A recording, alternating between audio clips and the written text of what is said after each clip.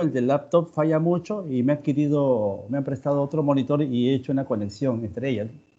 Sí, tengo la mesa llena de cosas, de cordones y todo eso. Ya, entonces miren. Ya están grabando. Ya listo. Según el capítulo que me toca a mí es pleura, nódulo, masa y quiste datídico y lo que tengamos ahí, ¿no? Entonces, ya lo tengo en el orden más o menos que lo pusieron en el sílabo. Entonces acá, pantalla completa, va a poner mejor.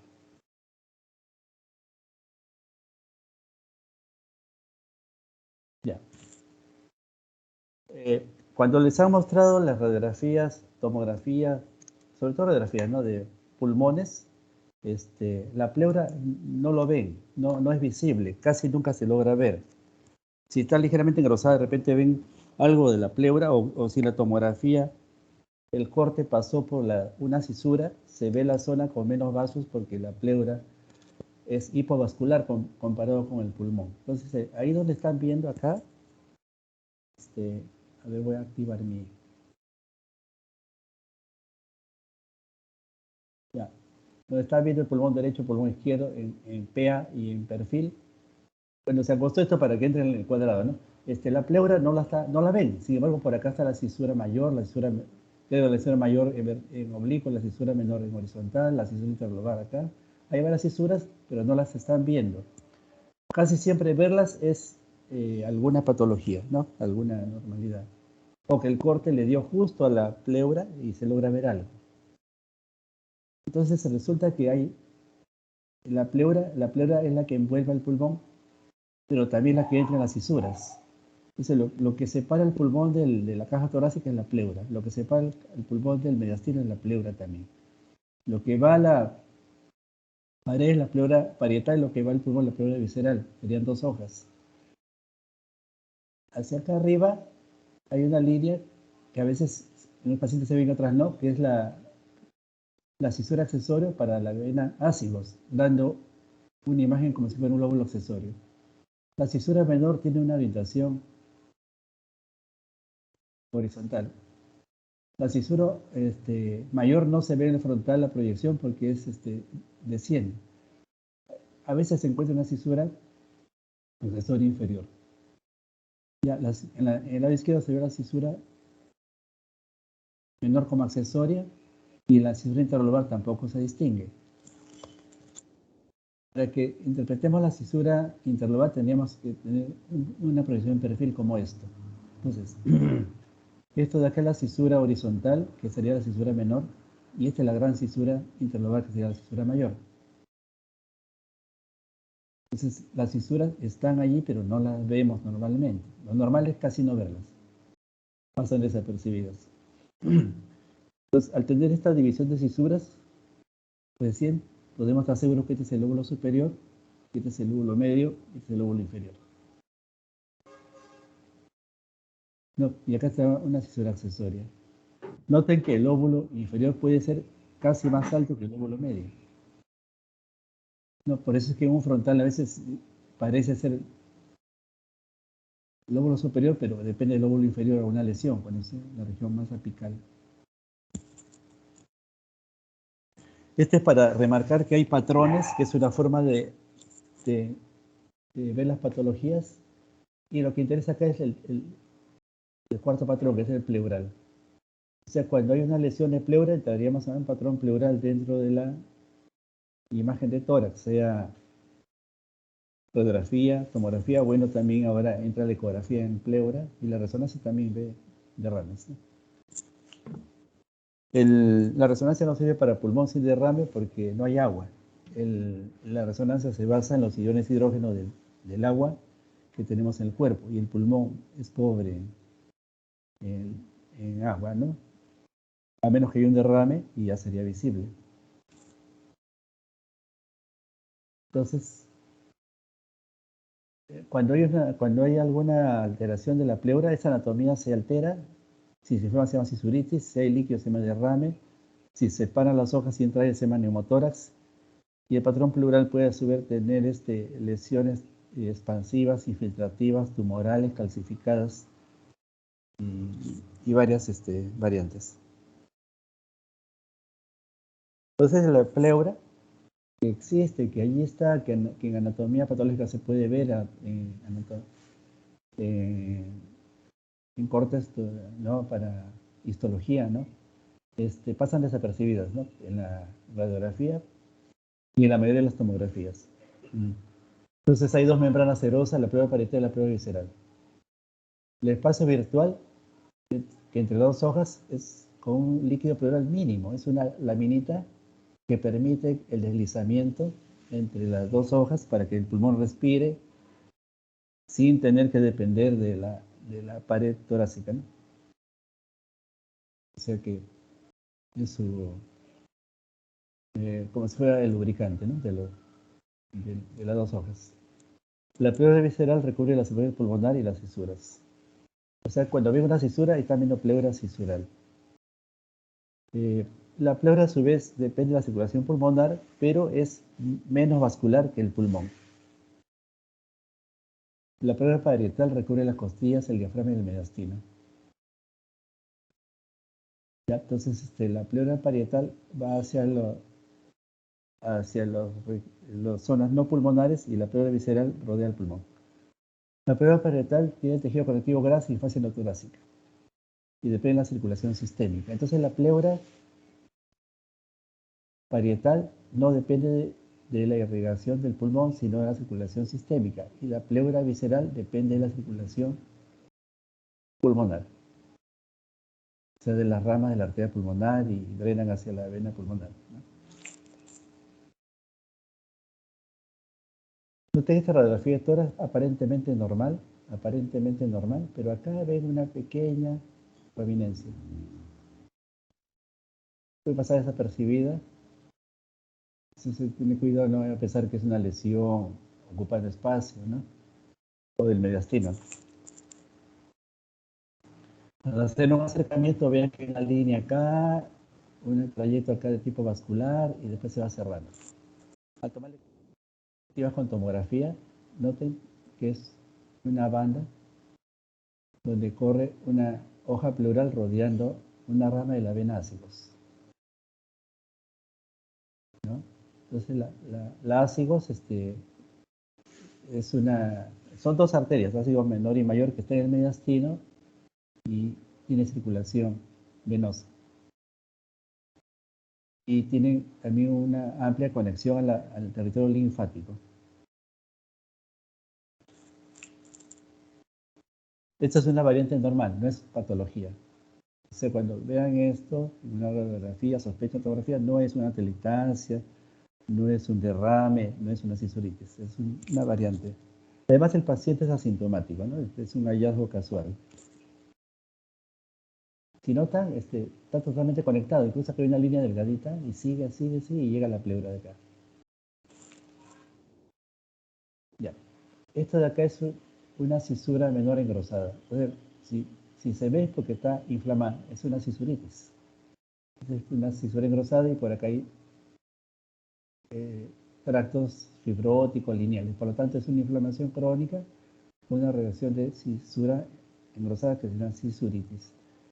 Si fuera para el pulmón superior, lo más probable es que sea de una tuberculosis. Otra cisuritis acá. Entonces, la anterior está traccionada por la fibrosis. O sea, la cisura se sube, se baja, se elonga, es muy flexible. Entonces acá todo este lóbulo superior es más pequeño porque acá hay una fibrosis más cisuritis. Acá habría una cisuritis, pero no hay fibrosis. O sea, acá hay una inflamación probablemente de tipo neumónico, un inflamatorio propio de la cisura, pero sin cicatrices. Acá, ¿no?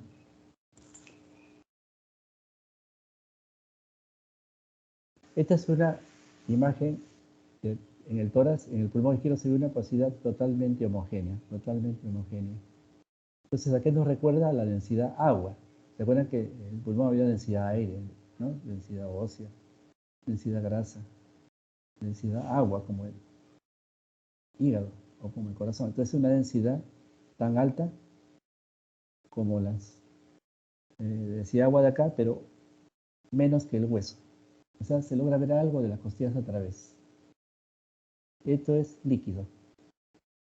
Entonces, si algo es totalmente homogéneo y no ve nada de brocograma aéreo, ninguna lesión por acá, ¿no? Entonces esto, la primera opción que sea líquido. Entonces el líquido es totalmente blanco,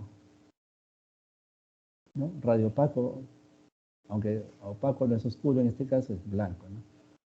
Y noten lo siguiente, este líquido no curva, no limita en línea, sino en curva, se incurva. Hay dos explicaciones para esta. Que el pulmón se moldea con el derrame y lo incurva. Y la otra es la presión negativa. Nosotros acá en el pulmón tenemos presión negativas y por eso el pulmón está pegado, a la caja torácica, ¿no? A la caja.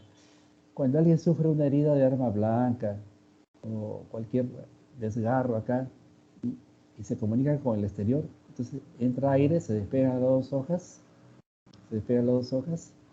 y la pleura visceral acompaña al pulmón y se va colapsando. Y va adquiriendo la forma del pulmón, pero reduciendo, o sea, se incurva. Entonces esto explicaría que esto se incurva, ¿no? A menos que haya aire, que no haya presión negativa. Entonces, si el derrame tiene aire porque hay una comunicación, una abertura, una lesión que dejó que el aire salga del pulmón hacia el espacio de las hojas, entonces esta curva se pierde y se pone en nivel, o sea, nivel de presión negativa. Ya, este es un derrame pleural izquierdo y esto se llama curva de Damasceno. Cuando es pequeño se llama menisco. Entonces yo busco en la literatura cómo se escribe Damasceno y no todos lo escriben igual. Es un origen francés. Por ejemplo, aquí se Damasceno Ellis, ¿no? Entonces tiende a curvarse y según la presión y el espesor del líquido, incluso puede seguir subiendo haciendo la curva, ¿no? O sea, se incurva. Entonces la presión negativa hace que el líquido se suspenda y se incurve. ¿Ve? No lo escribieron igual, así está en la literatura. Lo saqué tal como está en la foto de la publicación. Damasceno. No está escrito exactamente, pero en español le hemos puesto Damasceno.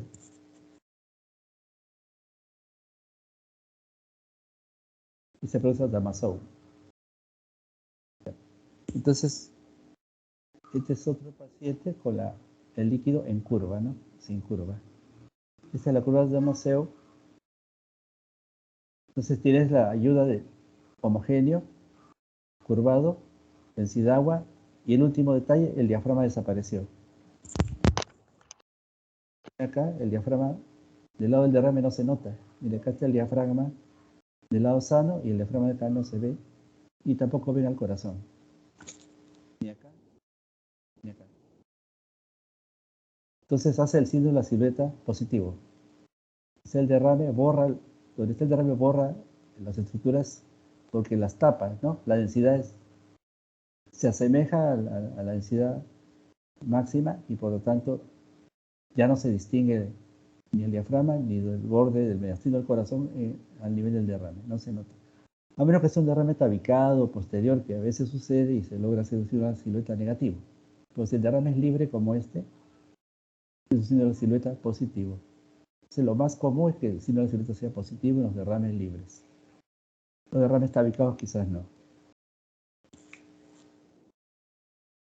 Por ejemplo, esto es un menisco. Ya no le dicen Damasceno. Para que sea Damasceno tiene que ir de lado a lado. Ya, si es solamente una parte, sería el signo del menisco, que es el signo de un derrame pleural pequeño. 125 mililitros. En frontal, de repente, eso ni se notaba. Han estado el perfil para estar seguros. Nuestra opacidad, aumento de densidad inferior homogénea con un borde curvilíneo superior. Aló, espera, se ha filtrado la voz de algún pequeño. Apaga Ya, Orina, ya, tranquila, Andrés. Apaga tu micro nomás. Ya. Entonces acá tenemos alumnos muy jovencitos, escuchando la clase, ¿no? Entonces, bien delimitado el cóncavo hacia el pulmón, acá, la densidad es mayor, cefalóide y lateral, o sea, es mayor densidad que esta, ¿no? Base limitoras, ¿no? Acá. El surco posterior, el CDCP. Ya, este es un derrame pleural total o masivo. De todo el pulmón izquierdo es densidad agua. Cuando el derrame va aumentando, empuja el mediastino hacia la derecha. Cuando es pequeño quizás no se note ese detalle. Por principios básicos de física, hidráulica, el agua no es compresible, el aire sí. Entonces, el aire se puede comprimir, pero el agua no. Entonces hay un momento en que el derrame empuja todo lo que está a su paso. Y noten, los espacios intercostales están un poco más separados y llegan un poco más juntos, ¿no? El diafragma debe estar más bajo que el derecho largo. El diafragma estará más o menos por acá. Lo ha presionado hacia abajo, ¿no? Todo el mediastino está yéndose hacia la derecha. La tráquea, miren, esta es la tráquea, está yendo hacia la derecha. El corazón se ha ido hacia la derecha.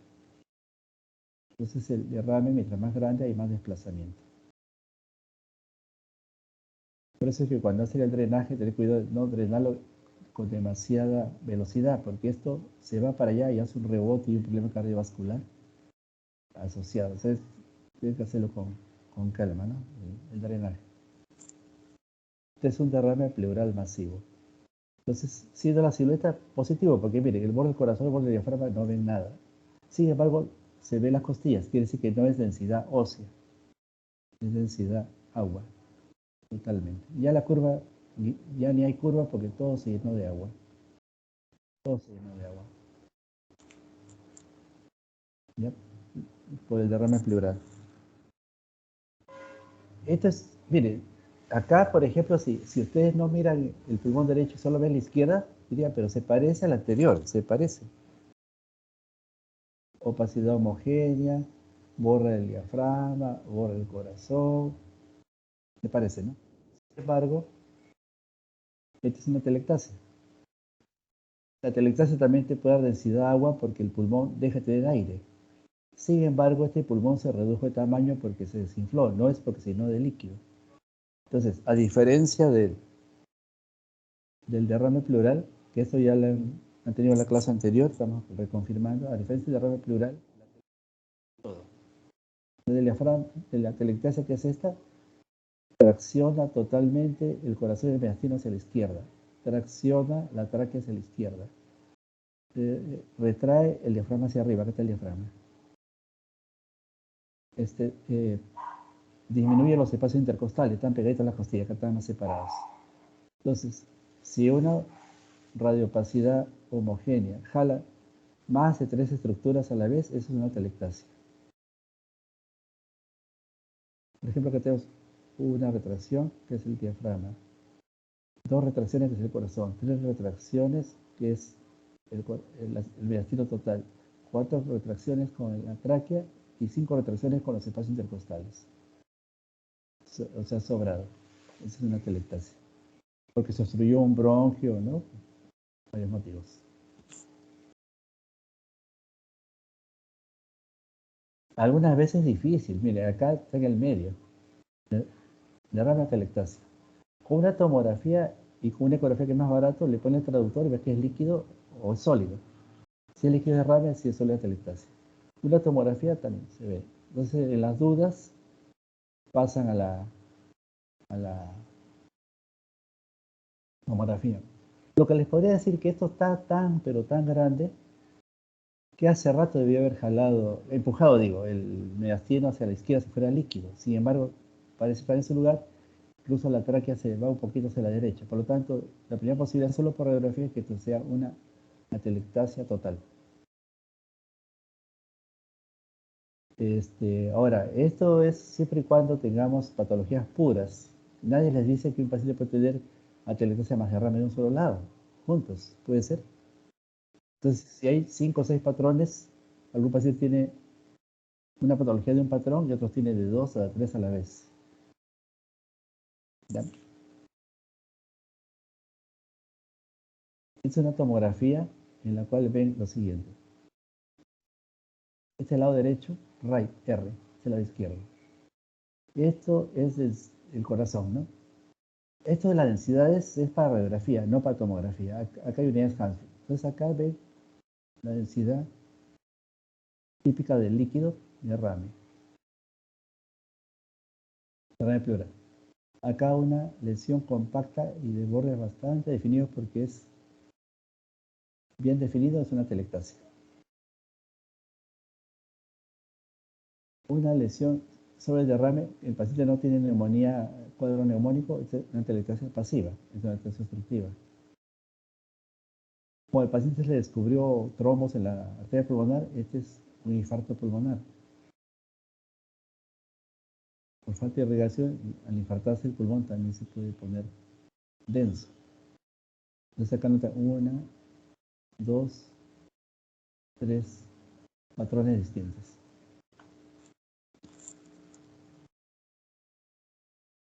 El derrame pleural es el líquido anormal en las hojas pleurales. Si es con neumonía, es paraneumónico. Si es después de una neumonía, es metaneumónico. O sea, hay derrame, pero la neumonía ya no está, ¿no? Es posible. Este paciente, ¿cómo sabemos? Porque el paciente tiene los síntomas, ¿no? Este paciente tiene una consolidación acá de patrón alveolar. Y acá se nota, comparado con la izquierda, acá se nota una opacidad homogénea periférica y obtura el seno. Y sigue por acá. Entonces, neumonía con derrame pleural. Neumonía con derrame pleural. Lógicamente, siempre sea un par de datos, ¿no? Tos, fiebre, expectoración, rumbrosa, crépitos en el pulmón, signo de frote, y el cuadro que es agudo, o sea, se instaló en horas o días, no más de un par de días, y ya el paciente tiene todos los síntomas. Si esto lo supongo más arriba, más traccionado y con un derrame, y el paciente tiene una evolución de un par de meses, es una tuberculosis. Lo pasamos más abajo, más alveolar con derrame y una evolución de un par de días, esa es neumonía con derrame. O sea, tenemos que la evolución, la disposición y, y el diagnóstico, ¿no? El tiempo de evolución es muy importante. Por ejemplo, lo que está de moda ahora, al menos en la actividad hospitalaria y particular en la clínica, hubo un momento que veíamos todos los días 2, 3, 4 neumonías COVID. El COVID, por ejemplo, no da derrame pleural, ¿no? O sea, el COVID, si es derrame pleural ya no es COVID, tiene que pensar en otra cosa. Habitualmente las neumonías puras sin derrame son más tratables y las neumonías con derrame son un poquito más difíciles de tratar. Son gérmenes más resistentes, gran negativos, ¿no? El neumococo tiende a ser más neumonía sin derrame. Y el estafilococo, por ejemplo, con derrame, gran negativo. Ya, este es un paraneumónico. Esta es la derecha, esta es la izquierda siempre. Acuérdense de que cuando ustedes ven a un compañero, un amigo, y se saluda, ustedes lo están viendo así. Su hombro derecho está mirando a su hombro izquierdo de ustedes. Y el hombro izquierdo está mirando a su hombro derecho de ustedes. Ustedes están mirando acá al paciente, cara a cara. Este derecho, este la izquierda.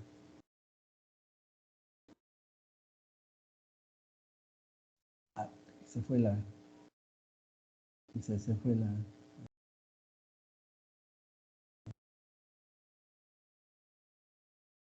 Un ratito, se me ha ido la...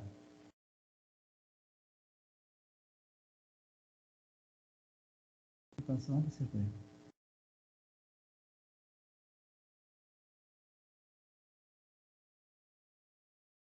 Un ratito.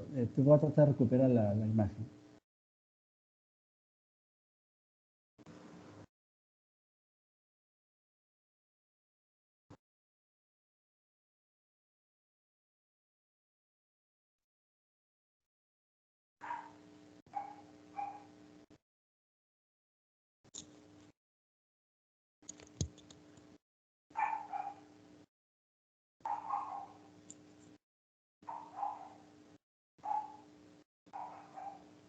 Ya.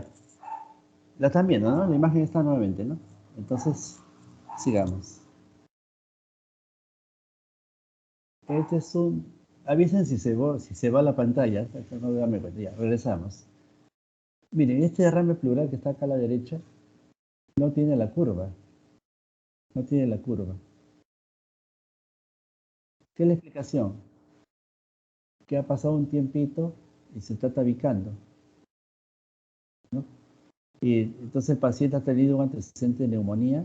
Y la neumonía ha regresionado como neumonía propia, pero el derrame se ha contaminado. Entonces el derrame paraneumónico se encapsuló y se ha hecho un empiema. Ya, entonces cuando el derrame es puro, se llama derrame. Cuando el derrame se inflama, hay síntomas y ya no hay neumonía, se llama empiema. Si un absceso está dentro del pulmón, se llama absceso pulmonar. Si un absceso está entre las hojas pleurales, no se llama absceso, sino empiema. Entonces es un empiema condicionado por la evolución de una neumonía supurativa, ¿no? Se ven inmunodeprimidos y en pediatría se ve mucho de esto, neumopatías supuradas.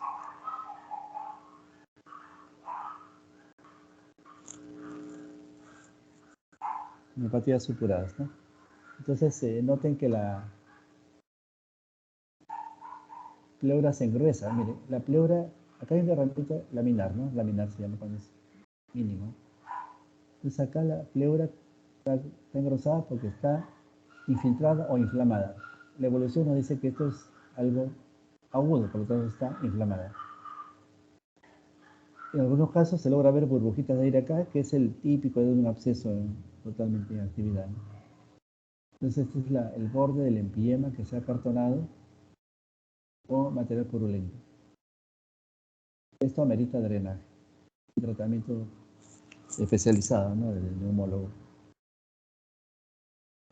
Ya, entonces el derrame pleural ya lo reconocemos, por algunos datos podemos saber si es paraneumónico, metaneumónico, si se abscedó, si es libre, si está complicado, está tabicado, pero los derrames en su contenido son de dos tipos básicos, trasero exudado, y eso se agrega el de linfa. Si fuera pura linfa sería quilotórax, o sea, un derrame linfático, que no es común, ¿no? Entonces, los dos tipos, como en cualquier colección, también cuando tienen ascitis, tienen colecciones en cualquier parte del cuerpo de un paciente complicado, eh, entonces, algún mensaje acá. ¿Están viendo la pantalla del legado? ¿Ven? Pues mando un mensaje acá al costado. Sí, doctor. Sí. Ya. No sé, había un mensaje que alguien se había salido. Sí, parece que un compañero salió, entró. Ya. Entonces, ¿qué decía? Entonces, el término trasero exudado vale para todo, ¿no? Cada vez que ustedes sacan una secreción de un paciente de cualquier parte del cuerpo, empiezan por saber si es exudado o trasudado. Si es trasudado, en línea general, no solo para derrame pleural, es un trasudado vascular, ¿no? Edema, insuficiencia cardíaca, la cirrosis de exudado. Pero es trasudado. Pero si es exudado, ya es una inflamación bacteriana, infección, neumonía. O sea, ya hay un germen. Hay un germen ahí de por medio. Aparte el cultivo que le van a hacer. Este paciente, por ejemplo, un derrame bilateral, después de un trauma, sacaron el líquido y no era ni sudado ni trasudado, era leche, igualito a la leche, blanco, que era linfa y lotoras. ¿Cuál es el antecedente acá y en otros casos rarísimos que hemos visto? Aparte que puede ser un linfoma, ¿no? Por acá no se ve, pero está ahí metido, está el conducto torácico. El conducto torácico y acá abajo está la cisterna de Pequet en el abdomen, ¿no? Por ahí va la linfa del recto peritoneo. Entonces, cuando se daña el conducto torácico, la linfa brota como una manguerita y empieza a irse por los espacios pleurales, ¿no? Hemos tenido casos de arma de fuego, arma blanca, que es tal suerte que justo le lesionaron el conducto torácico. Causa de trasero, causa de exudado. Insuficiencia cardíaca, hipovoluminemia severa, síndrome nefrótico, glomerulonefritis, ascitis, cirrosis. Está para todo, no solo para sarcoidosis, diálisis peritoneal, postparto, cirugía de revalorización, tromboembolia pulmonar. Exudado, neoplasias, infecciones, tuberculosis, neumonías bacterianas, micoplasma, tromboembolia pulmonar también, mire, los dos, colágenopatía, artritis reumatoide, lupus eritematoso, parotorquita abdominal, absceso esofrénico, pancreatitis. Una pancreatitis puede dar derrame pleural, aunque no lo crean, si la pancreatitis es, aparte de dar ascitis, puede, por reacción, inflamar la base del pulmón y dar derrame pleural. Un absceso esofrénico, a su vez, puede dar derrame pleural en los posoperados. Postraumática y idiopática también da exudados. Esto es la lista. Algunos criterios, saca la muestra, esta ya más clínica que radiología, ¿no? Miden el LDH, ¿no? A nivel sérico, según su nivel, es exudado o trasudado. O sea, eso ya es clínico, ya es laboratorio, ¿no? Entonces sacan el líquido, lo analizan y el mismo patólogo clínico le dice esto es exudado o esto es trasudado, lo etiquetan.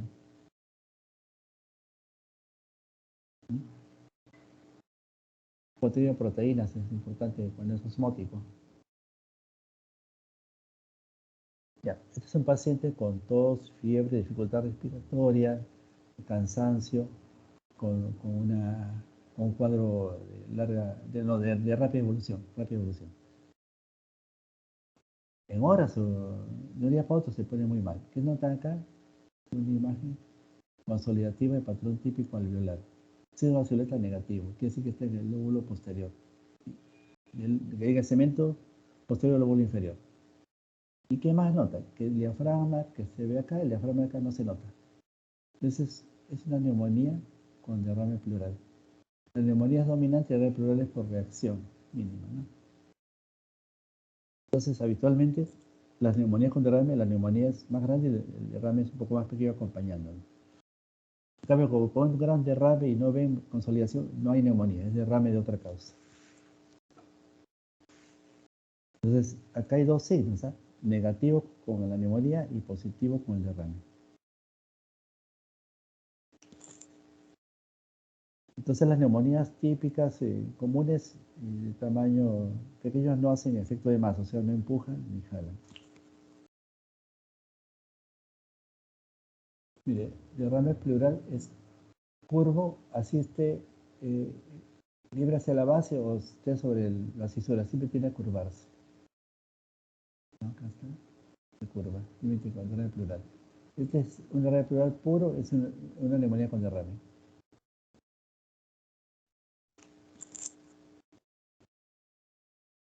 Si el derrame no curva, si no se invierte, sería un derrame pleural loculado por tabiques. O sea, y ese es el dilema. Cuando el derrame tiende a tabicarse, el drenaje pleural puede fracasar, porque ya no es libre. Acá hay tabicamientos, hay adherencias. Si hay más de 3 adherencias o tabiques, los derrames pleurales fracasan. O sea,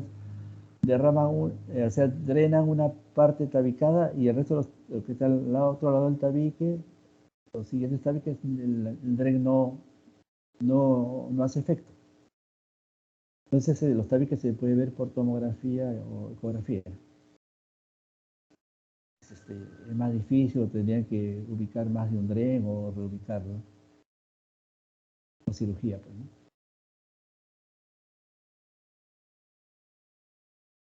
Este derrame es de regular dimensión, por eso es que el corazón se está desplazando hacia la derecha. La tráquea también un poquito hacia la derecha. Ese es un derrame, no es una telectasia.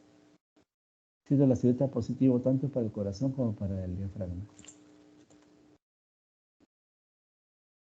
Ya. Esto es una lesión en la pleura, pero no hay síntomas agudos.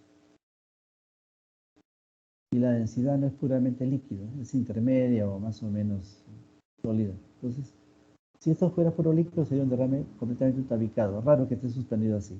Bueno, esta es la imagen típica de un tumor fibroso pleural. Es un tumor originalmente benigno, también llamado mesotelioma. Se puede malignizar con el tiempo, entonces el drenaje posiblemente no baste para eliminarlo. Los tumores fibrosos pleurales pueden malignizarse. Mire, estos son tumores fibrosos pleurales que crecen muy grandes hasta topar casi todo un pulmón. Cuando son pequeños, el diagnóstico es preciso. Cuando son grandes, es bien difícil. No es así que llega a cirugía pensando que es un cáncer de pulmón, cuando no tienen una evolución previa, ¿no? Esto de acá aparece. Llena toda la cavidad torácica. Pero este terminó siendo un tumor fibroso pleural gigante. Entonces, el típico que están viendo acá, cuando la lesión depende de la pleura, por ejemplo, este es pulmón o pleura. O por la pleura, la base de la lesión es pleural. O sea, esta no es base, esta es la convexidad. Y a su vez, la implantación tiende a ser obtusa. Este es obtuso. Este es obtuso. Agudo sería lo siguiente, que esto gire, ingrese así y haga un menisco hacia adentro. Sería agudo. Este es obtuso. Si es obtuso, entonces no es el pulmón, sino la pleura. Todos tienen base ancha y tienen que tener algo de obtuso acá también se abre, el obtuso. Y este pues sería muy grande, ¿no? Se llenó todo la flora. Este es un tumor fibroso pleural y este es fibrosis pleural. La fibrosis pleural es la pleuritis crónica, la reacción pleural inflamatoria crónica, con o sin calcificaciones, como están viendo acá. Es una pleura gruesa y totalmente calcificada. Lo dice acá, engrosamiento de la pleura visceral y parietal, la calcificación que resulta en la pérdida de volumen. Densa calcificación pleural circunferencial, pérdida de volumen ipsilateral, espacios intercostales estrechados, desplazamiento del mediastino ipsilateral. Con la tomografía, que es esto, se vería gruesa calcificación pleural continua, que es todo esto. El líquido pleural entre las superficies, el líquido está atrapado acá entre las calcificaciones. Pérdida de volumen ipsilateral. ¿Qué sucede? Que esta pleura no es distensible. Se ha acartonado, se ha engrosado y se ha calcificado. Por lo tanto, no se distiende el pulmón. Entonces, el pulmón queda atrapado en una pleura no distensible y menos capacidad del emisoras izquierdo. Lo normal es que la pleura se estire, se relaje, discurre entre las dos hojas y el pulmón se expande y regresa constantemente a la respiración, ¿no? Esta es una paquipleuritis cálcica, generalmente por tuberculosis.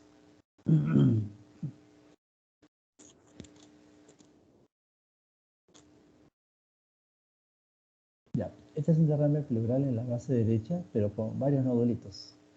Miren, están como flotando los nódulos acá. Ya, este paciente tiene un antecedente oncológico, puede ser que se conozca o no, pero este paciente se sabía que tiene un oncológico. Pero si un derrame está con nodulitos, es un derrame por implantes, generalmente metastásico. Las M significa metástasis. Y si la metástasis va al pulmón, hay nódulos. Si la metástasis va a la pleura, hay derrame. Pero un derrame con nodulaciones, una vegetación. Esto también es un nódulo que están viendo acá. Esto de acá. Este es el hígado. Es el hígado. Vamos en la base. El derrame, los nódulos metastásicos, el pulmón izquierdo negro porque estamos en densidad de mediastino. Mediastino y de abdomen la ventana es similar. Una radiografía simple donde se ven bandas calcificadas acá. Son calcificaciones pleurales. Calcificaciones pleurales por una secuela pleurítica crónica.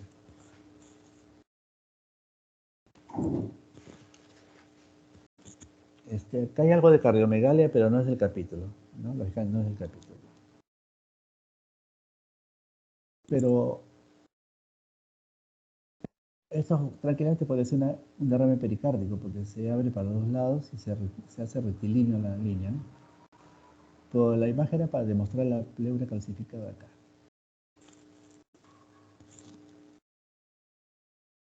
Ya. Este es un paciente con una telectasia de este lado y una motora de este lado. O sea, Pobre paciente no tiene por dónde respirar. Este es aire, no hay pulmón. Para mala suerte ha hecho un colapso con atelectasia y acá un neumotórax total. Acá no hay pulmón. Entre el neumotórax y el derrame está la tráquea y mediastino desviado hacia la derecha. Acá tiene que ponerle un dren y de una vez expandir este pulmón. Da tanto oxígeno para que respire.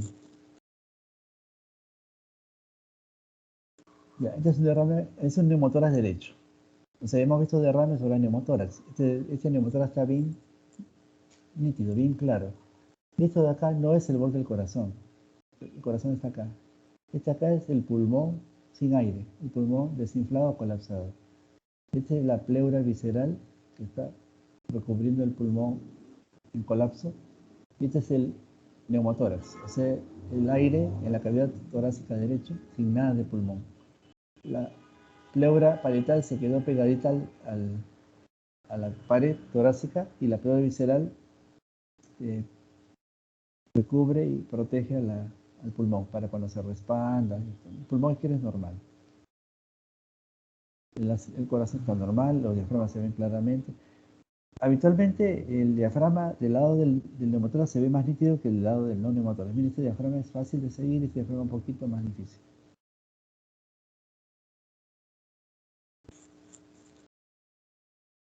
Ya, este es un derrame pleural izquierdo, pero no tiene curva, es línea. ¿Por qué es esto? Porque hay un neumotórax con derrame. El pulmón está acá. Voy a seguirlo con el puntero láser. Este es pulmón de acá a acá, un neumotórax de un 50% y un derrame de más de media capacidad del tórax. Entonces, neumotórax con derrame. Neumotórax con derrame o hidroneumotórax. Como el derrame es de la magnitud, el mediastino y el corazón están desviados hacia la derecha. Esto necesita un drenaje. Tiene que aliviarle esto. El cirujano de tórax, el neumotórax, el cirujano de tórax y el neumólogo, esto es facilito para ellos. Yo he hecho varias de estas, pero al dedicarme a especialidad ya no toco porque es intrusismo, ¿no? Ponen una sonda que tiene agujeros laterales, no con un agujero en la punta. Generalmente usan una sonda similar a la sonda rectal, o la misma sonda rectal, creo que estéril, agujeros laterales como una flauta. La sonda ingresa generalmente por una porción lateral y un poco posterior, y casi nunca la ponen por vía anterior. Porque nosotros descansamos hacia el costado o hacia atrás, no nos echamos boca abajo casi nunca, ¿no? Y el dren tubular va a una botella cerrada al vacío para que el derrame ingrese y no regrese. Lo que hemos visto en neumotórax y algunos derrames es que lo tratan y consiguen resolverlo, pero después de semanas o meses. En cambio le pones un dren y en menos de 12 horas ya se fue el derrame, ya el neumotórax regresionó. Y así que no es cuestión de conseguir lo mismo inutilizando al paciente por un tiempo prolongado, hacerlo rápidamente.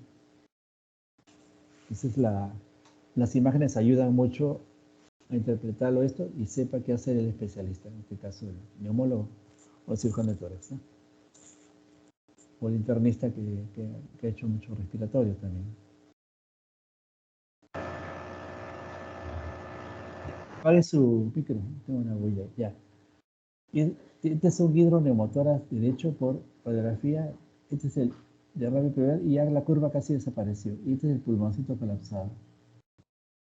Este es el derrame pleural en una tomografía. Otro paciente, ¿ya? Y este es el borde de la pleura visceral. Este es el neumotórax. Este neumotórax es el pulmón. Este no se llama atelectasia en este caso, ¿eh? Es un pulmón del neumotórax, ¿no? Este es el derrame. Quizás esto sea un poco atelectasia pasiva. Entonces, un hidroneumotórax bastante grande. El pulmón giro normal. Este es su neumonía con tórax. Neumotórax con derrame y neumonía. Las tres cosas tenía acá. Tiene un derrame a la izquierda, un poco de derrame acá, una neumonía acá, neumotórax. Esto puede ser una consolidación con atelectasia y hay adherencias por acá, adherencias por adherencias. Esto está complejo y esto se llama enfisema subcutáneo. Parece que este paciente ha sido asaltado, o sea, una agresión y la han hecho herida con arma, ¿no?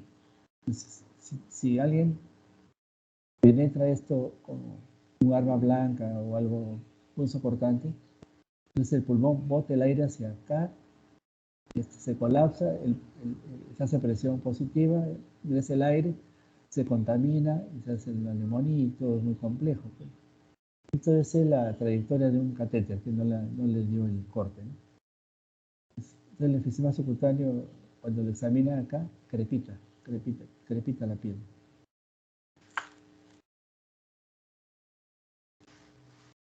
Antes es un derrame y por la forma de ascender tiene adherencias, o sea, no es tan agudo, por lo tanto es más crónico. Le toman una tomografía y ven que la piel está gruesa y la evolución es crónica y no tiene los síntomas hiperagudos de la fiebre, del absceso. Por lo tanto, esta es una pleuritis tuberculosa por la evolución. 36, acá dice, hombre de 36 años sin antecedente de interés, presenta picos febriles, radiografía que muestra el radio pleural derecho, la tomografía de toras, engrosamiento pleural derecho con líquido. Se coloca drenaje y ahí dio positivo al BK. Y lógicamente el tratamiento específico para la tuberculosis. O sea, la tuberculosis puede haber con derrame y sin derrame. Hay pleuritis tuberculosa. Entonces el drenaje, bueno, esto lo explica mejor un cirujano cardiovascular, un neumólogo, ingresa y tiende a ponerlo hacia arriba y tiene que tener agujeros laterales, no en la punta, sino no serviría para nada, se obstruye y no pasa nada. ¿No? Tiene que tener varios agujeros laterales para que drene por todos los agujeritos y después lo van reubicando hasta que consiga sacar el derrame o el neumotórax, lo que tenga, y expandir el pulmón que está acá. Cuando hay dudas, la ecografía ayuda. Por ejemplo, le ponen el ecógrafo entre el hígado y la base del pulmón y notan líquido. Anecoico es líquido libre. Otra paciente le pone el traductor del ecógrafo hacia la base del tórax y ven el líquido, pero con unas líneas que no tabiques. Este paciente, el drenaje con sonda tubular es óptimo y es un resultado muy bueno. Este es el hígado, ¿no? Ya, entonces, realmente, este paciente, el dren pleural ayuda, pero con muchas limitaciones. Pues, poner el dren y dejarlo ahí no va a solucionar. En cambio, cuando pones el dren y esperas con paciencia, el día por día está mejor. Entonces tendrían que vencer tabiques para ir drenando o hacer algo quirúrgico. LP es líquido pleural. Este paciente le hace una ecografía, ese es el hígado, ¿no? El hígado. Noten que acá hay derrame pleural y acá hay un líquido sufrénico. Puede ser parte de una citis o si hay síntomas puede ser un ácido sufrénico. ¿No? Ese hay líquido para los dos lados del diafragma. Ese es el diafragma visto por ecografía. Este es la sombra de las costillas. Esta es la costilla. Otro algo que está. Es la sombra de la costilla. La costilla está acá. Esta es la sombra del rebote del ecógrafo.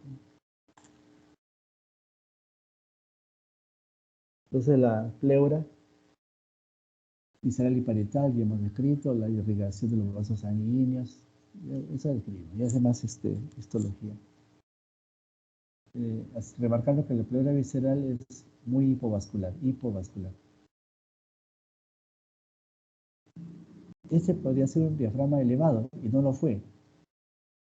Le hacen una ecografía o una tomografía, o si no lo ponen en el cúbito lateral y esto de acá se escurre y se viene por acá, líquido.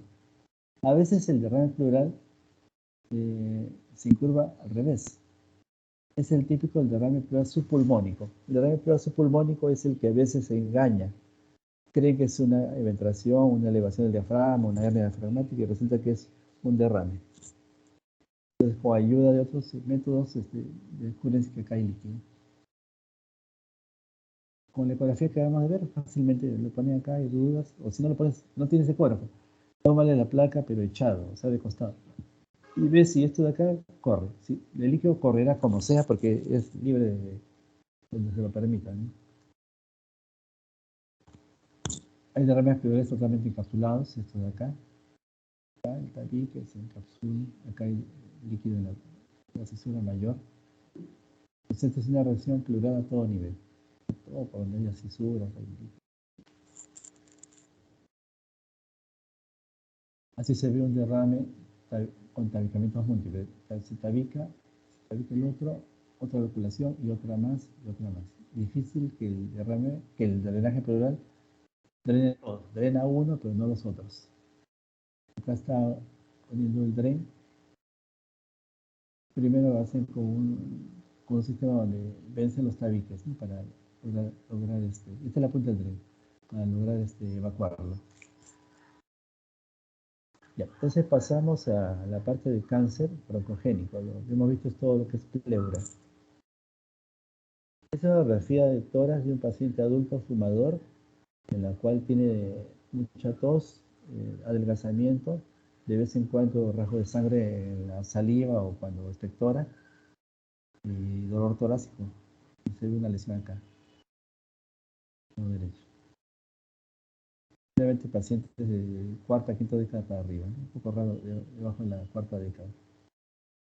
Últimamente está bajando a la edad de la presentación. Noten que los bordes tienen como pelitos, bordes espiculados. Este es un cáncer pulmonar derecho de tipo epidermoide.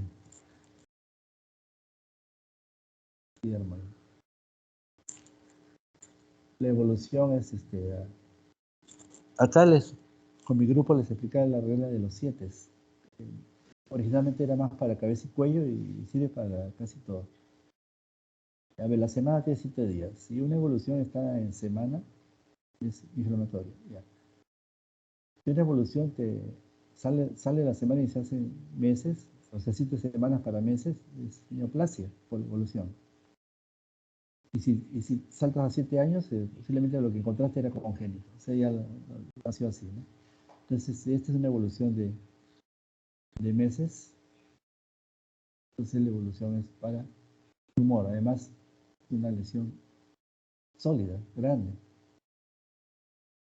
Si tiene más de 3 centímetros, se llama masa. Acá por lo menos hay 8 o 9 centímetros fácil, ¿no? Noten acá, hay una lesión en el vértice pulmonar izquierdo, pero se lleva por delante las costillas y las destruye. Entonces, el cáncer de pulmón toca hueso y lo puede destruir. Lo que produce se llama osteolisis. Entonces, este es un tumor de Pancos. El tumor de Pancos es el cáncer de pulmón del ápice, con compromiso de las estructuras óseas y un síndrome de Claude Bernard Horner, que toma el sistema simpático, con afección de la caída del párpado, saliveo, de síntomas de la hemisferio izquierdo, más el dolor en el sulco acá, el dolor intenso por osteolisis, ¿no? Y el tumor.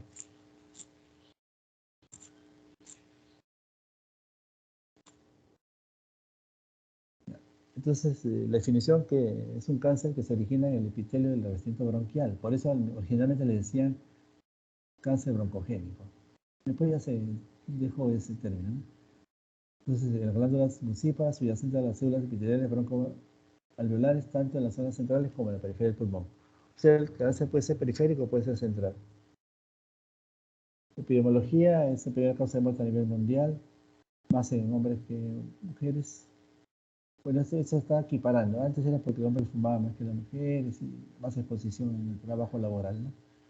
50 60 años, ¿ven? Es un poco raro en jóvenes. Ya. Estadio inicial, intermedio avanzado, el diagnóstico, la posibilidad, ¿no? Entonces se está acercando a la posibilidad entre ambos, siempre el hombre un poco más. Factor de riesgo, tabaquismo en primer lugar. Ya se está recontra demostrado que el tabaquismo es dañino a largo plazo para muchas lesiones, incluso. Y la primera es el pulmón. 9 45 años más incidencia en el artículo 65. La contaminación ambiental también, del mundo donde tú vives y absorbes el ambiente o la labor que tienes a nivel rural, por ejemplo, cocinar a leña con algunos materiales, con el humo que pasa ahí todos los días, absorbiendo. Composición laboral, asbesto, arsénico, aromáticos, níquel, cromo, alquitrán y nicotina. Pacientes crónicos que tienen EPOC, EPID, enfisema, tuberculosis y bronquitis crónica pueden ser más susceptibles de hacer un cáncer. O sea, se llama patología asincrónica, o sea que primero tuvo una lesión y después viene un cáncer. El primer tumor epidermoide de la laringe, esófago, cavidad oral puede extenderse al pulmón.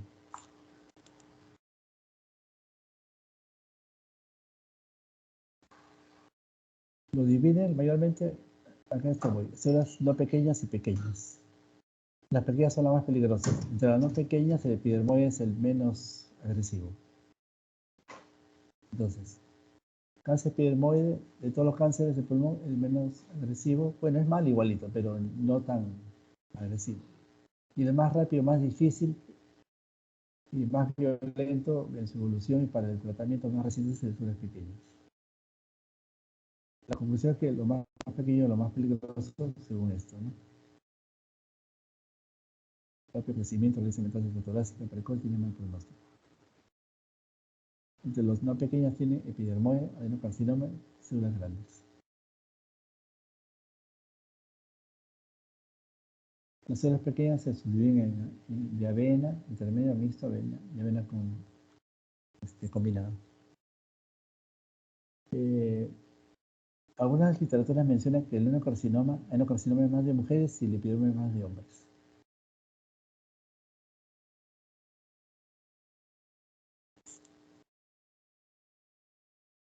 De células pequeñas en primer lugar, acá está, en agresividad. El epidermoide el menos agresivo.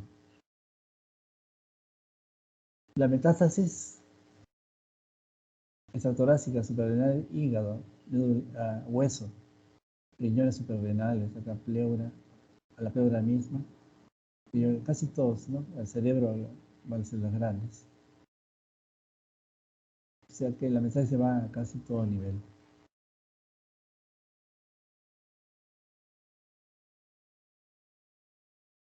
Este es más de medicina que de imagenología, ¿no? Pero vamos a saltar al siguiente. El páncreas ya lo vimos, acá está el tumor apical y dolor en el vértice y reacción simpática. Dice, manifestaciones clínicas si no me obedecen a la localización tumoral en regiones apicales. Toman por continuidad el primer nervio torácico y el octavo cervical, originando el dolor del hombro, territorio del nervio cubital del mismo lado. Pueden erosionar la primera y segunda costillas, extensión paravertebral causa compromiso en cadena simpática, como aparición del síndrome de Horner, que vimos hace un rato. Se con tosis palpebral, miosis del oftalmos, lagrimeo, anhidrosis, tumefacción del hemicara del lado afectado, sea el lado izquierdo, y sería el lado derecho en este caso. El anterior que vimos, el izquierdo, ¿no? Si no es para neoplásicos, es lo que encuentras que no es de radiología en otros niveles para ayuda diagnóstica, ¿no? Obviamente en pila de articulaciones.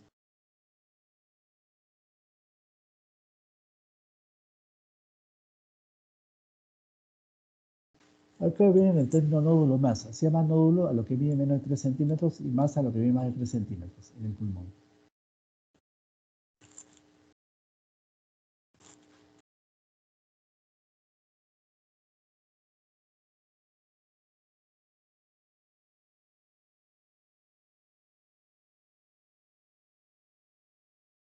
A ver.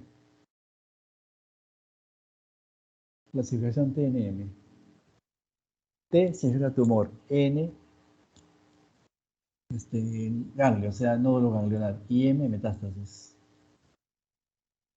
Entonces, esta es la clasificación que se usó desde un principio en oncología. T, solo citología positiva. T1, menor de 3 centímetros. Cuando es más de 3 centímetros, de hecho que es un T2. El de 2 centímetros es la duda entre uno y otro, el límite, pero más de 3 es T2 y menos de 3 es T1. T3 es más de 7 centímetros. Del diámetro mayor del nódulo que se encuentra. T4 aparte del nódulo, invade el mediastino, corazón, grandes vasos, tráquea, esófago, vértebras. N es nódulos ganglionarios. Puede ser del mismo lado o puede ser del mismo lado, peribronquiales, ciliares, ipsilateral, o del mismo lado subcarinal, mediastinal, ipsilateral, del mismo lado. N3 es cuando incluye al lado contralateral, el más grave. M solo hay dos, M1 con metástasis y M0 sin metástasis. M1 con A y B. Nódulos separados, nódulos contralaterales, entonces a distancia, o sea, en otros órganos que no son el pulmón. Y se fabrica T tal, N tal y M tal. Cada uno tiene una variación. O sea, un paciente puede ser T1, N0, M0, ahí dice su clasificación. T2, N1, M0, ¿no? Más o menos.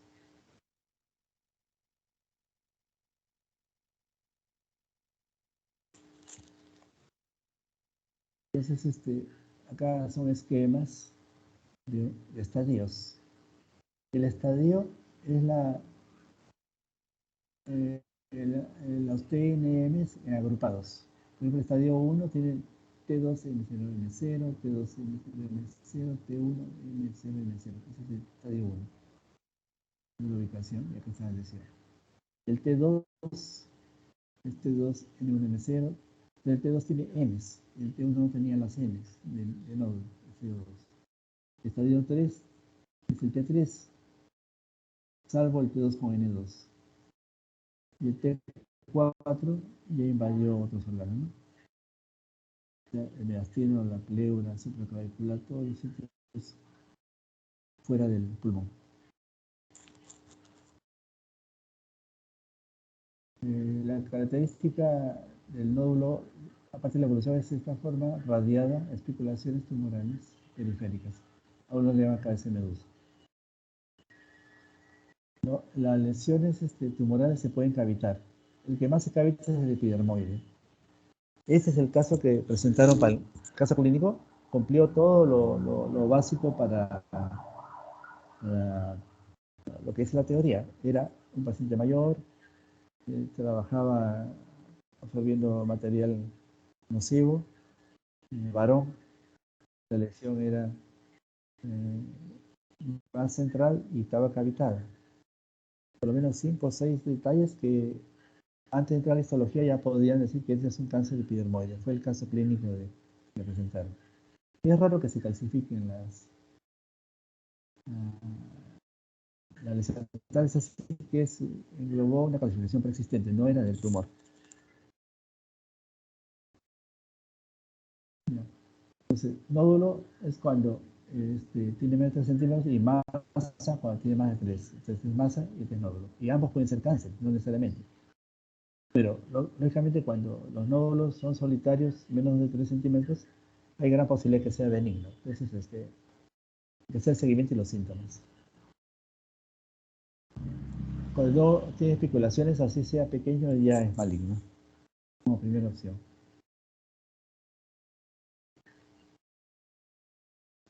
Acá hay una lesión periférica, una lesión central. La lesión periférica es esta y la lesión central está acá. Como el caso que nos presentaba hace un momento, ¿no? En la primera radiografía de pulmón.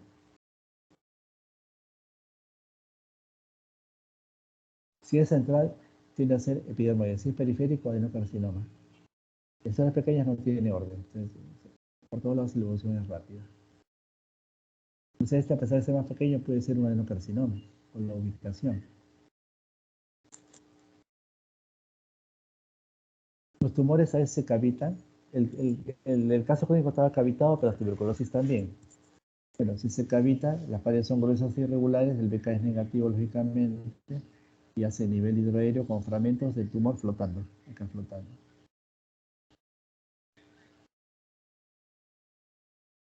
¿Ya? Nódulos murales. Posiblemente el bronquio drenaje evacuó la necrosis del tumor.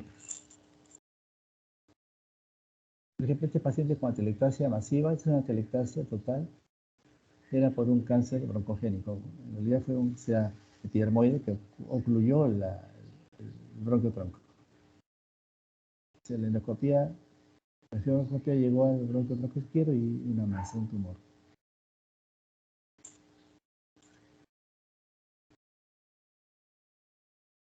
Este es un tumor con atelectasia aquí que infiltra el pericardio y está dando un derrame pericárdico. Es un T4. Como toca la pleura, hace una reacción y hay derrame a la izquierda. La corte más superior de BCM largos, lo corte está muy abajo, ¿no? Entonces hay una combinación de factores que puede haber derrame pericárdico, aparte del derrame pleural. La estrategia que ya lo hemos visto es el TNM, la ubicación de las lesiones para saber cómo manejarlo. El T es el tumor en sí, la N es ganglios y la M es metástasis. Eso se usa para que todos hablen el mismo idioma, ¿no? Esa es una repetición, lo que acabamos de ver hace un momento, en cuanto a los TNMs. Nuevamente, si es mayor de 3 centímetros es T2, si es mayor de 3 centímetros es T1. Queda claro. Si es mayor de 7 centímetros es T3, el tumor. T4 no le interesa el tamaño, sino la invasión. Entonces acá no invadieron órganos por vecindad. Esos son los estadios. Segundo, estadio 2, estadio 3, con la combinación de los TNMs. El estadio 2 es el más típico porque tiene una sola variante. En cambio, el 1 y el 3 tienen varios TNMs diferentes en su amplio, en su amplitud, ¿no?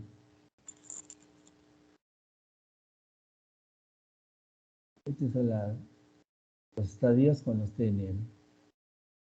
Esto se va modificando según las investigaciones cada año, cada 2 años, una pequeña variante según las investigaciones. Entonces, esta es la base.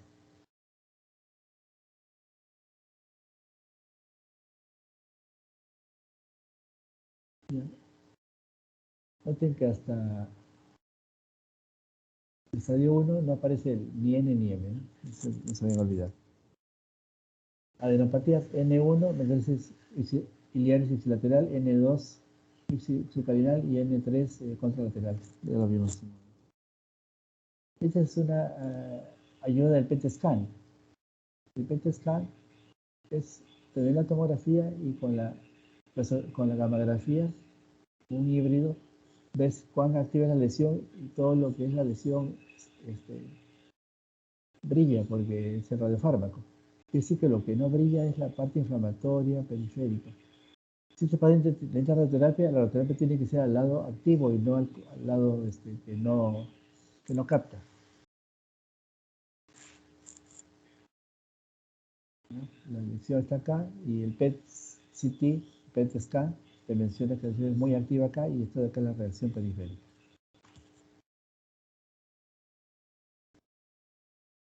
El cáncer está acá, dice carcinoma broncogénico. La tomografía muestra una oclusión completa del bronquio del lóbulo superior izquierdo. El bronquio acá está tapado y por eso ha hecho metalitasia. Se forma una consolidación de un absceso. Bueno, el absceso es por la necrosis, ¿no? También hay un pequeño derrame pericárdico. Bueno, el pericardio no está acá, está más abajo. Esto se va a hacer como este aumento el tamaño de los ganglios linfáticos. Acá hay ganglios. La otra flechita es un ganglio y este es otro. Normalmente no deberían verse. Cirugía mediante mastoscopía para externar anterior y contenido carcinoma epidermoide mal diferenciado. El carcinoma epidermoide tiene que ser central, no y el carcinoma periférico. Esta es una tumor de Pancos, porque está en el vértice, en el surco. Y para ver pared torácica, y cuando hay dudas, la resonancia puede ayudar a ver la pared. No para la lesión pulmonar, sino la pared en sí, y a veces con mucho cuidado se logra ver si ha tomado el plexo braquial. Ya son cortes muy finitos. Es un tumor de Pancos. Y acá no tiene relación directa, pero el diafragma izquierdo tiene una adherencia pleural por un proceso antiguo.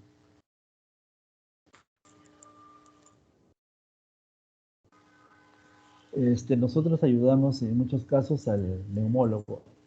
Cuando hay un tumor endobronquial o un cáncer bronquial, ellos hacen una fibrobroncoskopía Y mientras más cerca esté al ilio, es más óptimo. Pero mientras lejos esté, el fibrobroscopio podría tener dificultades para llegar. O sea, mientras el nódulo esté un poco más cerca de la pared, se puede hacer una biopsia por vía percutánea. Es una aguja, llegan a la muestra y aspiran la muestra para el patólogo. Entonces no se le hizo endoscopía. Es una biopsia percutánea que se llama BIPA. Entonces, lo más adecuado es tomar las muestras de la periferia y no del centro del tumor, porque el centro puede salir necrosis. Dice, si la aguja se halla en la periferia del tumor, visión prevista.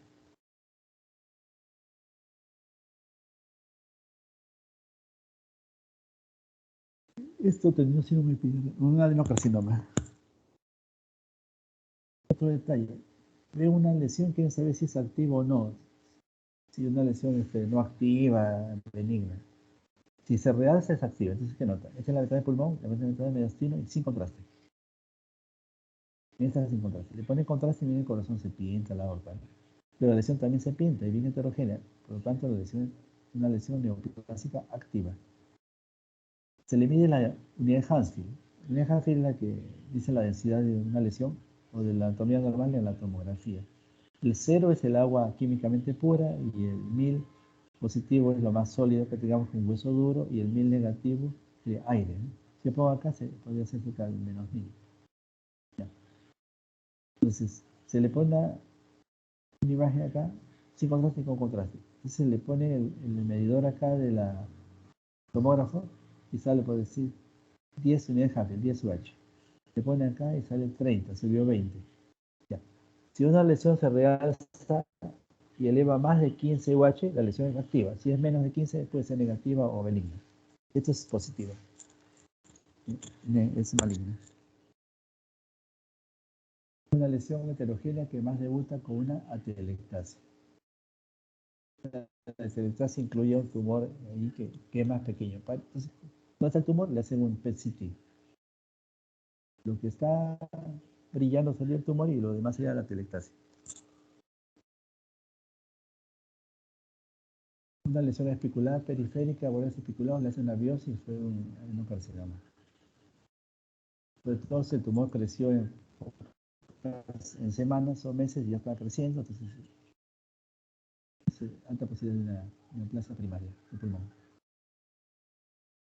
Esta lesión de acá se ve se infiltra en mediastina y acá nota, es la misma. Entonces, a pesar que no es demasiado grande, ya es un T4, porque invadió el mediastino. Y produce galos acá. Ya tiene un N, ya tiene galos. N2, porque tiene bilateral, ipsilateral y contralateral.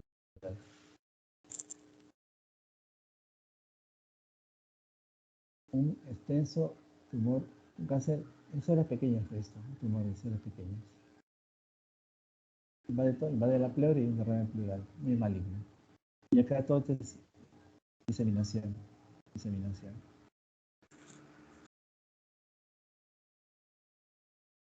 El cuadro evoluciona de semanas a meses a malignidad, ¿no? O sea, que una neumonía pétulo en una semana que mejora con los antibióticos. Esto no resulta. ¿No? Este paciente lleno de nódulos. Ya. Entonces, si hay varios nódulos, ninguno es grande, son metástasis. Si es un nódulo y no hay más, ese es cáncer primario. Entonces, son metástasis. Ya, la metástasis son varios orígenes. O sea, el pulmón tiene metástasis de un cáncer que era de mama, riñón, tiroides, hueso, próstata o el mismo pulmón. Esa es la vía que llega por vía linfática y hematógena. Puede ser nodular único o solitaria. Si es único o solitaria es difícil de estar seguros de si es otra cosa o es metástasis. Pero si son varias, ya eso no tiene dudas. Mientras más pequeñas sean y múltiples, no va a que sea linfática. Mientras más grandes y entonces un poco separadas, hematógena. Tiene ser amorfas y la metástasis va al pulmón y también va a la pleura. Se nota que hay varios nódulos, acá hay uno, acá hay otro, uno grande acá, otro, a la izquierda también, este de acá, hay dos más, tres, cuatro.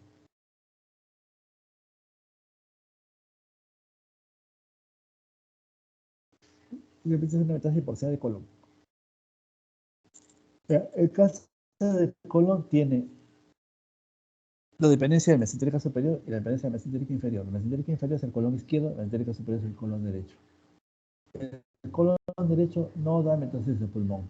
El colon izquierdo tiene opciones. O sea, por eso yo tendría que decir que este es un cáncer del colon distal, izquierdo, recto sigmoides o colon descendente. Este es un paciente con metástasis muy densas. Este es casi como un hueso. Y habitualmente es un paciente muy joven, segunda década, 20, 25, 18 años. Ese es metástasis de otro sarcoma. Y esto, por ejemplo, son pequeñas, distales. Es un cáncer de colon distal de un paciente posiblemente por encima de los 50 y 60 años. Entonces los nódulos son más blandos. Entonces coincide con la edad y la etiología. Entonces los nódulos metastásicos no tienen calcificación o eficacia salvo el osteosarcoma y algunos de mama. Dice, típicamente las neoplasias malignas tienden a metastasizar en zonas cercanas a la lesión primaria, una o varias vías, siendo el pulmón un órgano de predilección. Quiere decir que casi todos los cánceres de todo nuestro cuerpo, de algún paciente, tienen posibilidad de pasar por el pulmón y sembrarse. Siempre.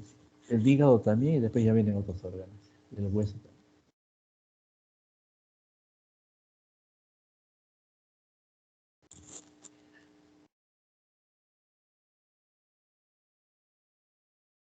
Y la diseminación de la metástasis, hematógena, linfática, espacio pleural, vía aérea e invasión directa.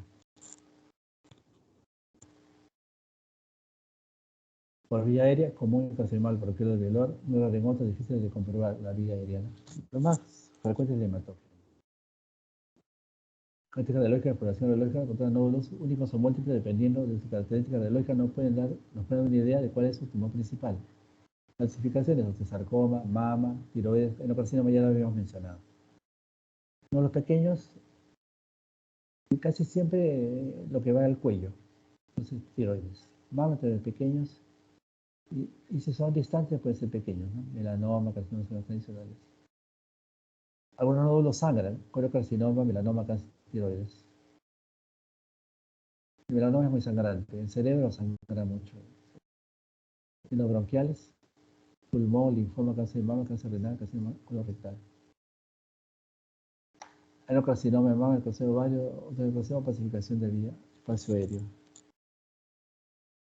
Mire, a veces no es fácil encontrar el nódulo. Este paciente, noten acá se llama Bellón Quispe Nidia, de nuestro hospital, Revaliatis acá. Le hace todos estos cortes y se ve normal. Pero realmente, buscando con lupa. El paciente tiene un cáncer de fondo, entonces se le hacen cortes más finos porque tiene algún síntoma. Miren, por ejemplo, acá. Bellón Quispe María, es paciente. Bellón Quispe María, la misma. Entonces, acercamiento hacia acá hay un nódulo, donde está la este acá. No es un vaso, esto no es un vaso, es un nódulo. Esto, por ejemplo, es un codo vascular, no es un nódulo. Este es un nódulo.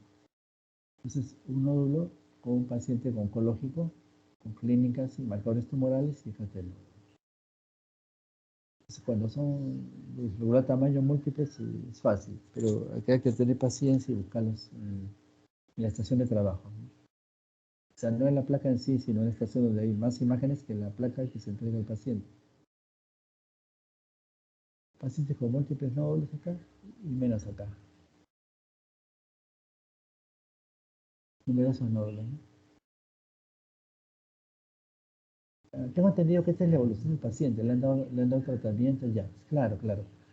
Algunas lesiones son radio y quimio sensibles y otras resistentes. Si se descubre que es radio y quimio sensible, se da tratamiento y se pueden diluyendo. Sí sucede. Sí hemos tenido limpieza de nódulos por tratamiento. Cada vez en la oncología tiene mejores tratamientos y hemos visto buenos resultados. No todos son iguales de sensibles. Pero este paciente acá tiene nódulos, después del tratamiento ya no tiene, quedaron en los agujeros, los espacios de la destrucción. Dice acá, aparición de metástasis con transformación quística de un tratamiento. Con un cáncer testicular. ¿Ya? Entonces, al destruirse el espacio queda una cavidad aérea o bula. Buena, no tiene cáncer, tiene un poco de dificultad respiratoria, pero no hay tumor. Los pulmones son el segundo lugar más frecuente de metástasis diseminadas. Creo que antes es los ganglios. Los tumores comienzan en alguna otra parte del cuerpo, cáncer identificado por el sitio de origen, de modo que el cáncer de mama en el pulmón sigue siendo un cáncer de mama. O sea, no es un cáncer de pulmón, sino de origen. Lo más característico es que la metástasis hematógena sea redondeada, como monedas.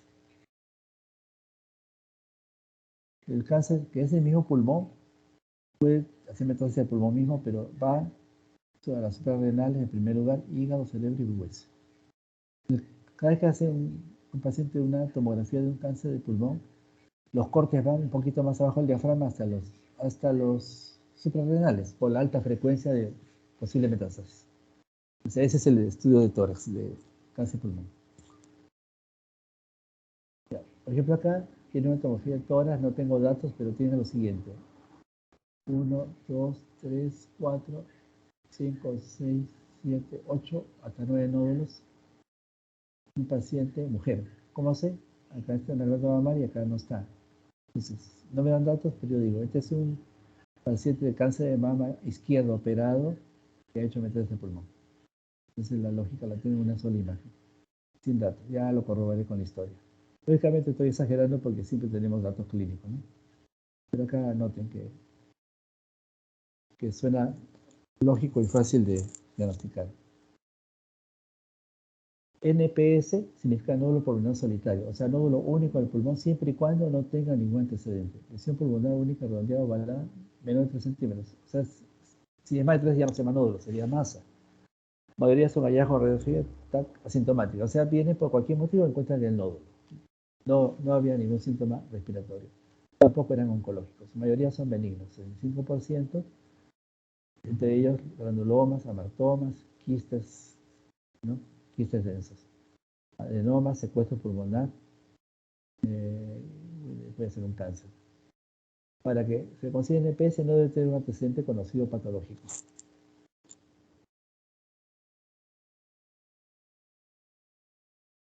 Ya, por ejemplo, este paciente de tomografía de tórax y tiene un nódulo acá, menor de 3 centímetros acá y 1.5 centímetros. Entonces, este es un nódulo pulmonar solitario NPS y hay que hacerle seguimientos, controles. No hay oncología por medio, vemos si crece dentro de un par de meses, 2 o 3 meses, y se le va sacando la curva de crecimiento. Si no crece, se duplica el tiempo, o sea, se le pasa a los 6, al año, ¿no? Si no, ya se amplía y queda estático, se demuestra que es un nódulo benigno. Este nódulo único, NPS, está calcificado. Al estar calcificado, el ser homogéneamente calcificado es un granuloma. Hay posibilidad de una tuberculosis y segunda una micosis. Si estuviera salpicado sería un amartoma, se llena de puntitos blancos, siendo benignos. Este es un granuloma típico benigno. Acá tiene varios nódulos calcificados, ya no sería NPS. Esta es una metástasis de cáncer de hueso, ¿no? Osteosarcoma. Entonces este es un...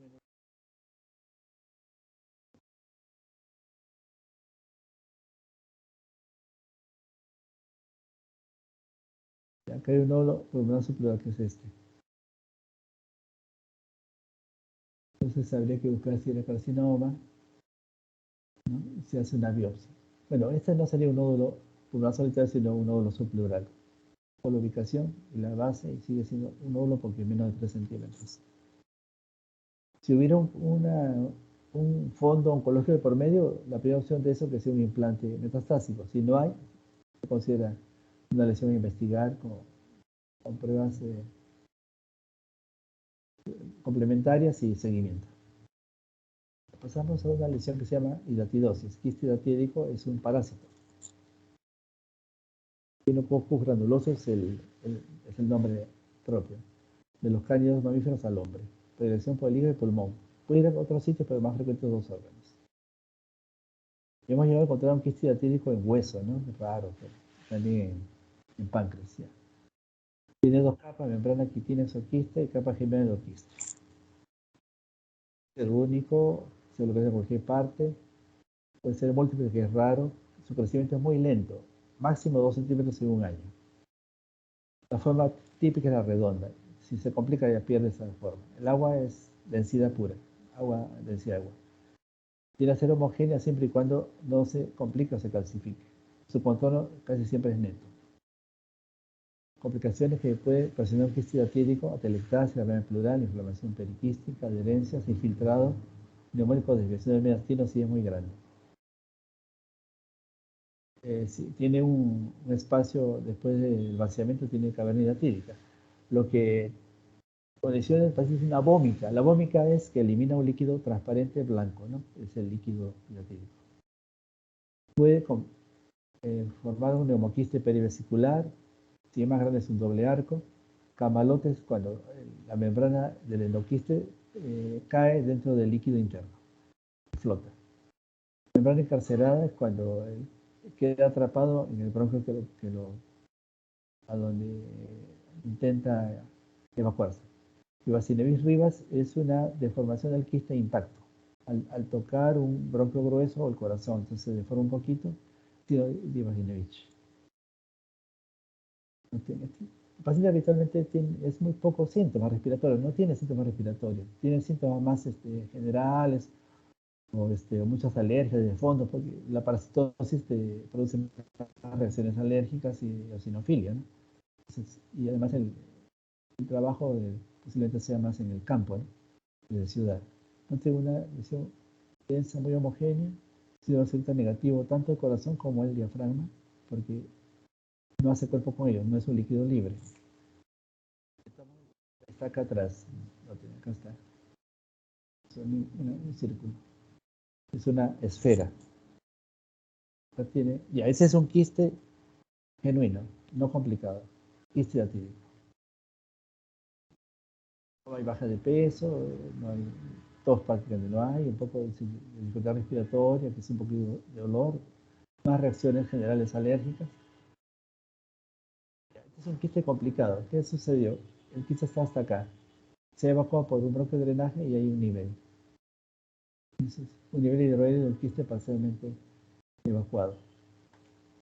La pared de acá define y de acá la pared está tapada por el líquido. Entonces es un cuadrito que hicimos, un quiste genuino, un neumoquiste, un doble arco, el camalote con la membrana flotando, el Basinevis reiva, el deformado, quiste evacuado, que es el que acabo de ver así, y uno calcificado. Entonces acá podría aparecer un diafragma elevado, pero acá está el diafragma.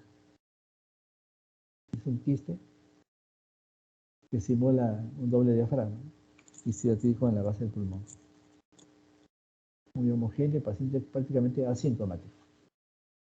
Un quiste hidatídico deformado por síndrome de Basinevis rivas. O sea, no es tan redondo porque al chocar con el bronquio lobar, le da un lado y lo va aplanando y se alarga, como un globo de cumpleaños, pero esos que se van formando al soplarlo, ¿no? Estas son cavernas hidatídicas con signo de camalote. Entonces, tiene dos quistes, tomografía, ¿no? Dos quistes, uno de hecho uno de la izquierda, acá está la membrana y acá está la membrana flotante. Signo de camalote y quistes hidatídicos. Con la vómica de por medio. Entonces, una vómica, o sea, un vómito de líquido transparente. Más reacciones alérgicas, más, casi muy poca reacción respiratoria.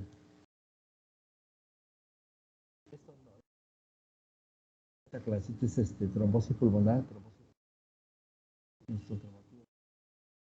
no sé si me toca. No. No, eso era de patrón de la clase anterior. Voy a ver qué sigue. Terminamos la clase. Hasta acá estamos.